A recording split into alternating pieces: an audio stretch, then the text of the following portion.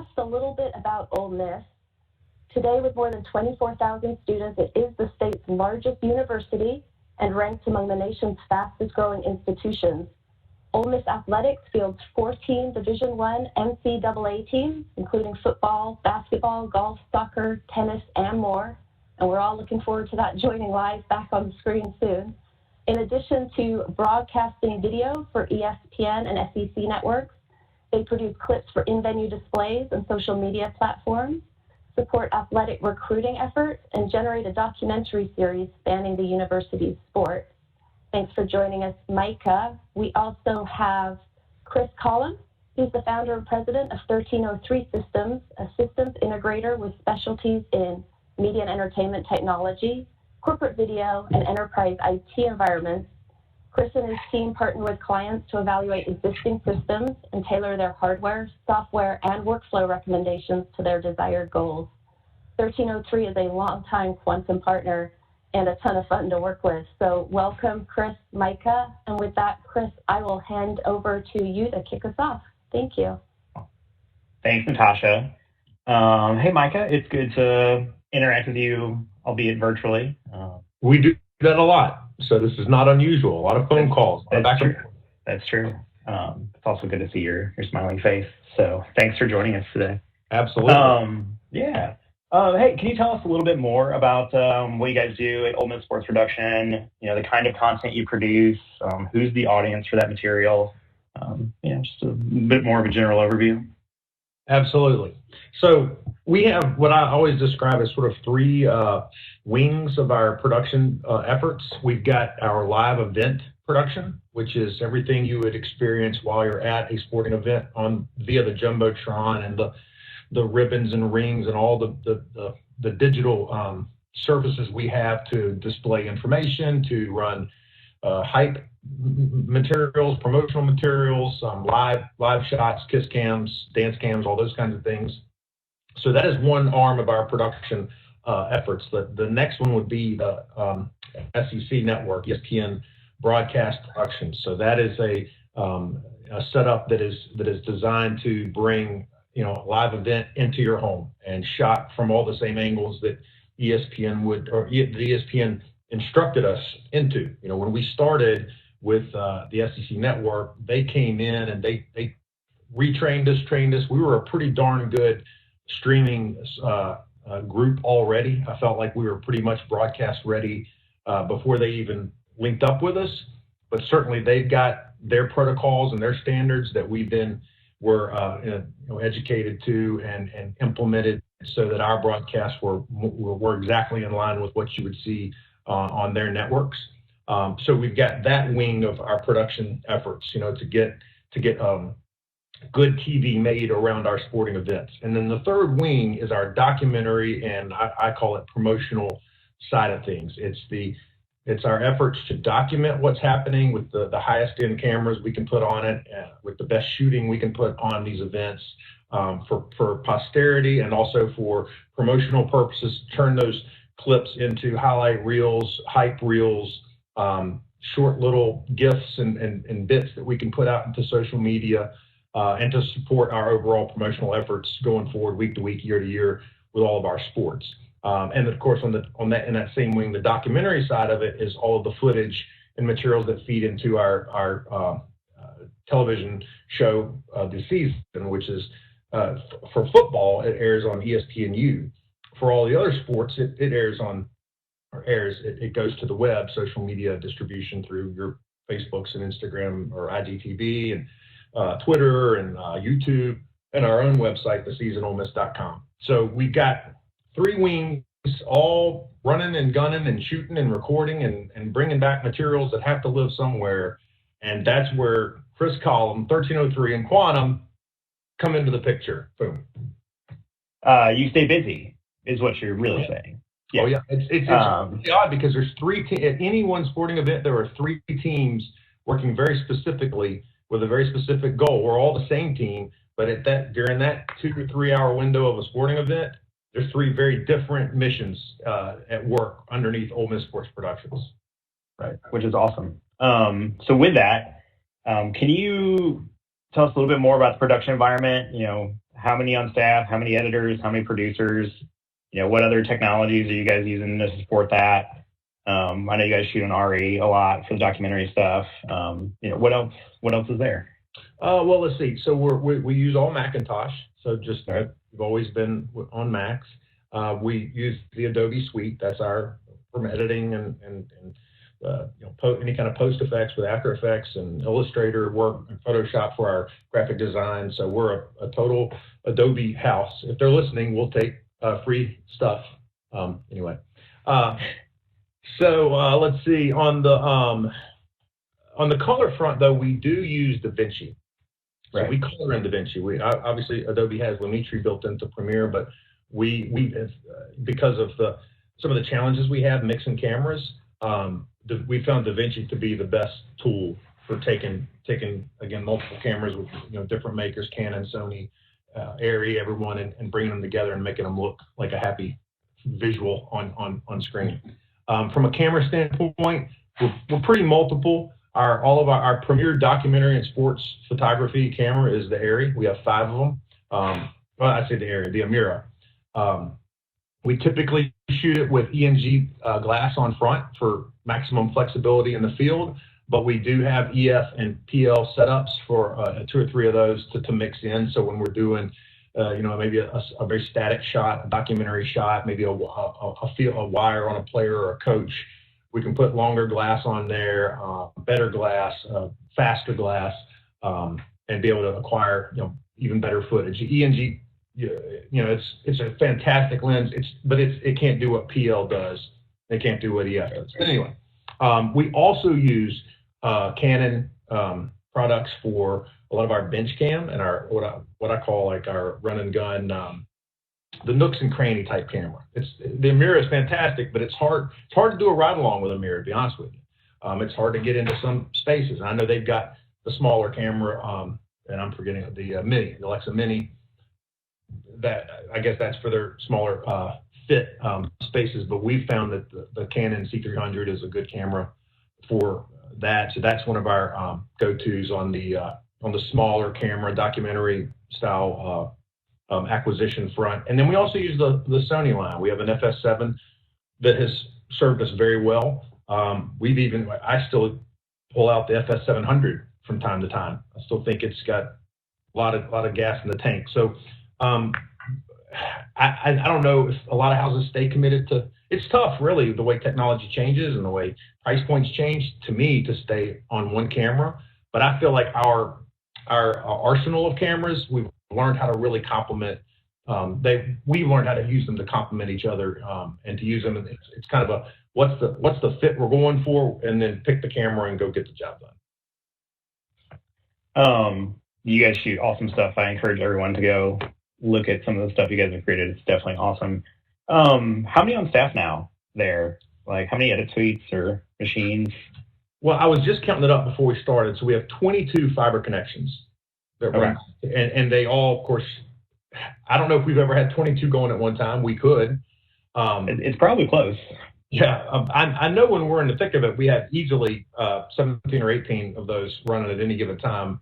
Some of them are kind of specialty drops. For instance, like in our film transfer area, we don't use that drop a bunch. It's really just for uploading post work. Or once we've acquired a lot of film transfers, we'll push them to the server. But so that one doesn't get used a whole bunch. But the others are basically flexing all week long, and not 24/7, but we're up there all the time. There's always somebody on at some hour because there's weekend sporting events and there's weeknight sporting events, and then there's the weekdays when we're processing and editing and turning things over for use in whatever arena it's going to. So I counted up 22 drops that all go feed back to our server. And so to your question of how many on staff, I actually probably should have done it, but I think we have 2 there.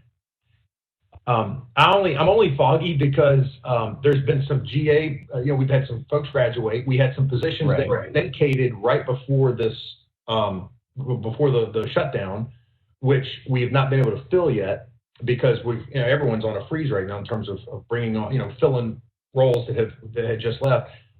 So I'm a little foggy on my numbers. I think we have a staff of somewhere in the neighborhood of 12 right now. That's including GAs. But, you know, I say we have 22 fiber connections. We have a ton of student traffic. And so we have at least 4 stations that are dedicated to students. And we have a couple of offices right now due to this shutdown that aren't filled yet. So there's a couple more that'll be eaten up. There's a graphic design position that's still unfilled, so that room's just hanging out. There's a couple other offices. Again, we haven't filled those spots, so those spots are hanging out. So again, we're a staff in flux right now because we're just waiting for everyone to flip the switch and go back to the way we were. Yeah, you're not the only one waiting. For a little more, anyone's a little bit more technical or geeky like me, just to kind of go over their quantum configuration and the products in this solution. We of course have an Axelos workflow director. We have 4 QX 456s and an active scale P100 for active archive. So those, 22 machines connected over fiber. I think we can pull somewhere in like the 16 to 18 gigabytes per second of throughput to support all that, which is pretty impressive. I mean, that's a lot of data to move. Like Micah said, they're working constantly, all hours of the day, and so this has been a good solution for them. But before we were doing Quantum and StoreNext with these guys, what were you guys using, Micah? Like, can you tell us a little bit about the pre-Quantum days? You could tell probably better than I, and I really should have probably brought Stuart Bronny on here because Stuart. Stuart was our chief of all things really before he took a really cool spot with MLS with the it's the Kansas City soccer Sporting team. KC. Sporting KC. Oh, I blew it. So he was the mastermind behind all of these type things, and of course was the person that you took the most. But before, we were briefly on the Apple SAN, right? You had an Apple XSAN, some boxes there, yeah. Yeah, might as well have been a sandbox for us. It didn't work right now. That's not me bashing Apple. I think what happened, because we're still an Apple house, but that XSAN server never rooted like we thought it would. It just never served us in the way we thought it was going to. And then the more it struggled, I want to say that there was an intermediate step that we tried, a different server solution after XSAN and before Quantum, or before 1303 came on board. But here's the problem. I dealt with so many angry editors during that time that I can't remember anything other than just the frustration that was going on around me. So I don't know what was happening. I know I would sit down and go, all right, please, and this was with IT at the time, this is years ago, what are we doing wrong? Why can't we have stable service to all of our editors? The fiber is in place. We need this from a speed standpoint and efficiency standpoint because we had this thing in place, the server in place, and then it got so off the rails that we were back to taking drives around to desktops. And here I'm going to bring you my page in a minute. And when we got to there, then the wheels were off the cart, and again, I can't remember how 13. I think Michael Thompson, who was our boss at the time, I think he either suggested y'all, knew y'all, or maybe he had a contact that was using y'all somehow or another. Obviously, you're in St. Louis, right? Missouri, right? Yeah, St. Louis, right? St. Louis. Okay, good. KC, St. Louis, Sporting. I'm all over the map. But I can't remember. You may refresh my memory how we got connected. But you guys came in and said, okay, yeah, we can get you up on your feet, and that's exactly what you did. Yeah, I was doing a deploy for the Vikings, and Michael called and was like, I need you here like 2 days from now. And I was like, okay, I can do that. Yeah. So you spoke to some of those pain points before with the XAN and the problems and, getting back to basically sneaker netting drives around. What do you think the top 3 reasons you chose this current Quantum solution were? I mean, what kind of drove that for you guys? I told you a couple of days ago, it's a hard question for me to answer because to me, I just wanted it to work. I needed speed of upload and then I needed the connectivity for many, many computers. When you first started, we probably had 8 or 9 drops, and we've grown to 22 connections back to the server, all of which can edit at the exact same clip with the exact same consistency. But top 3 reasons, first and foremost, the interconnectivity without having to physically go share files was far and away the first or most critical element we needed. And then secondly, something that worked the same way all the time, and that it wasn't unbooting or dropping off or mysteriously slowing down one day and being faster than the next day. So just something that acted the same way all the time, was very efficient. And then the third reason, and the name was just cool. Quantum just sounds fancy. It's next level. Yeah, we're quantum computing, right? Like, it sounds like something that you want to be a part of. No, we just were desperate. I certainly don't have the mind for what you and Stuart, Bronny, y'all could speak the same language. My language was, these editors are going crazy, and we got to make this work for them. And you guys are like, we got you. So I don't know if that's 3 reasons. It's a bunch of words, but we needed it, and it delivered, and still delivers to this day. Right. So everything we design has lived up to its promise, I hope, right? Honestly. Made life easier. I will be honest with you. I was so skeptical coming off of our previous server experience that I just kept waiting for the other shoe to fall, or shoe to drop rather. When is this not going to work? When am I going to get left in the lurch and I'm up here on a Friday, and now a 30-minute job has just turned into a 3-hour job because we're having to stop, drop, and get under the car and fix the muffler. It's never happened ever. It really has never happened. It has been so incredibly consistent, and of course you're very accessible, and the systems y'all put in place for you to get alerts and to know something's going off the rails. And of course, when Stuart was here, he was so attentive to it as well. But it's been perfectly installed and perfectly cared for through the service that you provide. We could not be more happy, and couldn't be more productive. We've been very productive with it. I'm very glad to hear that. It makes me happy. And so everyone knows we met in 2016, so this will be year 4, which is awesome. I can't believe it's been that short of a window of time. Well, it's because you haven't had problems, right? Yeah. So part of your solution is that active archive, right? That active scale system that sits in the data center, kind of a little bit separate from the local system. And so Quantum recently acquired that product from Western Digital, which is awesome. And so from my standpoint, that's been really great for you guys because you can keep that primary storage. It's local to the office. It's not small, but we haven't had to grow that, right? And then we've got some awesome policies in place to shift that content to the active scale.